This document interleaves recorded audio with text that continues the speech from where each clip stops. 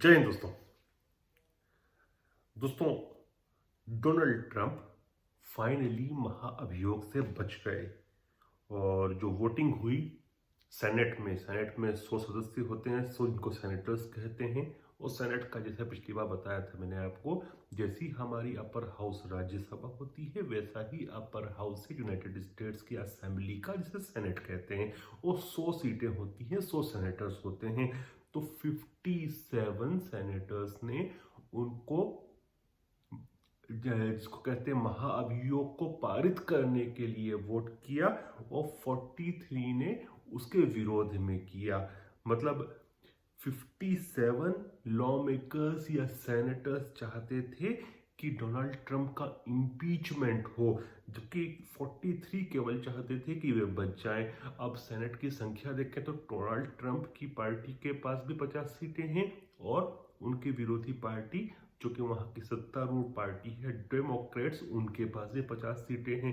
इसका मतलब यह हुआ कि डोनाल्ड ट्रंप की पार्टी के 7 सेनेटर्स ने उनके खिलाफ वोट किया। पिछले वीडियो में आपने देखा होगा जब मैंने डोनाल्ड ट्रंप महाभियोग की बात की थी, उस समय मैंने कहा था कि 5 से 7 उन्हीं के पार्टी के सेनेटर्स उनके विरोध में वोट कर सकते हैं और नंबर एग्जैक्टली 7 आया। मैं कोई ज्योतिषी नहीं हूं, लेकिन आप समझ में आ जाएगा। यदि आप यूएस की पॉलिटिक्स को ध्यान से अध्ययन करेंगे तो आपको समझ में आएगा कि मिट रोमनी हुए, कुछ ऐसे सेनेटर्स हैं जो उनके विरोध में हैं। लेकिन यह नंबर पिछली बार के मुकाबले देखें तो पिछली बार जब उनके ऊपर महाभियोग हुआ था तब केवल एक ही सेनेटर, जिनका नाम मिट रोमनी है, जो उनका क्लासिकल दुश्मन बोल दे पॉलिटिकली, वो हैं, उन्होंने उनके विरोध में वोट किया था। इस बार 7 लोगों ने किया है। और यदि आप लॉ मेकर्स की संख्या कांग्रेस मिला लें, जो कि उनका निचला सदन है, जैसे हमारा लोकसभा है, तो कांग्रेस और सेनेट मिलाकर उन्हीं के पार्टी के 17 लॉ मेकर्स ने उनको इम्पीच करने के लिए, उनके विरुद्ध महाअभियोग चलाने के लिए वोट किया है। और जो कुछ नाम हैं जिन्होंने उनके खिलाफ वोट किया, उसमें सेनेटर रिचर्ड बर हैं, फिर बिल कैसिडी हैं, कॉलिंस हैं, सेनेटर लीसा हैं, मिट रोमनी सबको पता था उनके खिलाफ वोट करेंगे, बेन सैसी हैं, पैट्रिक जी हैं। तो इन लोगों ने, इन 7 सेनेटर्स ने उनके विरोध में वोट किया। लेकिन इसमें सेनेटर बिल कैसिडी की यदि बात करें तो मुझे लगता है कि सबसे चौंकाने वाला नाम है। वो क्यों है? क्योंकि पिछली बार जहां तक मुझे याद है कि उन्होंने जब उनसे कॉन्स्टिट्यूशनल वर्सेस अनकॉन्स्टिट्यूशनल इम्पीचमेंट की बात हुई थी, तो जहां तक मुझे याद आ रहा है इन्होंने इसको अनकॉन्स्टिट्यूशनल बताया था। फिर ये जिस जगह से आते हैं सेनेट में, इनका जो राज्य है वो बहुत ज्यादा कंजर्वेटिव राज्य है। तो मतलब पार्टी लाइंस और विचारधारा की लाइंस पे बात करें तो ये उसी विचारधारा पे खड़े हैं, उसी वोटर बेस के साथ खड़े हैं जो डोनाल्ड ट्रंप को वोट करती है, कि उसके विरोध में जाकर भी इन्होंने डोनाल्ड ट्रंप के खिलाफ वोटिंग की है। तो ये एक बड़ा टेक अवे है। और ये तो कल से ही लग रहा था जब ये कार्रवाई शुरू हो रही थी कि शायद है कि डेमोक्रेट्स जो कि इम्पीचमेंट की कार्रवाई कर रहे हैं, जो इम्पीचमेंट लेकर आए हैं, वो कहीं ना कहीं बैक करने लग गए थे अपनी बात से। कुछ बैक डाउन हुआ था। और क्यों हुआ था? क्योंकि वे कह रहे थे कि इम्पीचमेंट बहुत ज़रूरी है, देश के लिए बहुत ज़रूरी है, अगली बार कोई ऐसा प्रकार की हरकतें नहीं करे, इसलिए बहुत ज़रूरी है। लेकिन जब बात आई थी कि जो विटनेसेस हैं उनको बुलाया जाए, तो आखिरी में उन्होंने बैक डाउन कर दिया। तो ये दिखाता है कि वे समझ गए थे कि 17 का नंबर जो उनको कम से कम भी, देखिए मैं आपको पिछली बार बताया था कि 2/3 वोटिंग चाहिए, 67 वोट चाहिए किसी भी प्रेसिडेंट को इम्पीच करने के लिए। 57 मिले हैं।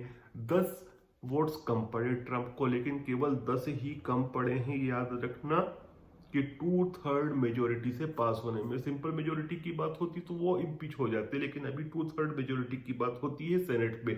कांग्रेस में सिंपल मेजोरिटी की बात होती है। तो उनको लग गया था, ऐसा लगता है डेमोक्रेट्स को, 17 वोट्स तो नहीं मिलेंगे। तो उन्होंने खुद ने विटनेसेस को बुलाना बंद कर दिया था। विटनेसेस को बुलाने की जो उनकी इच्छा थी या आड़ थी या जो भी कहें उसको, उससे उन्होंने बैक डाउन किया था। अब आप ये समझिए कि इसका की टेक अवेज क्या है कि तो ये जो है ना, ये पूरा विषय बाय पार्टीशन बन चुका है। क्यों बोल रहा हूँ मैं आपको, 67 में से 57 वोट्स तो मिल गए। उन्हीं के पार्टी के टोटल देखें तो 17 लॉ मेकर्स डोनाल्ड ट्रंप का अगेंस्ट हैं और कंजर्वेटिव बैकग्राउंड वाले भी उनके खिलाफ वोट किए हैं। तो कहीं ना कहीं ये जो है ये बाय पार्टीशन बन गया है। लेकिन हम हमेशा हमारे वीडियो से बात करते हैं एनालिसिस की, विश्लेषण की।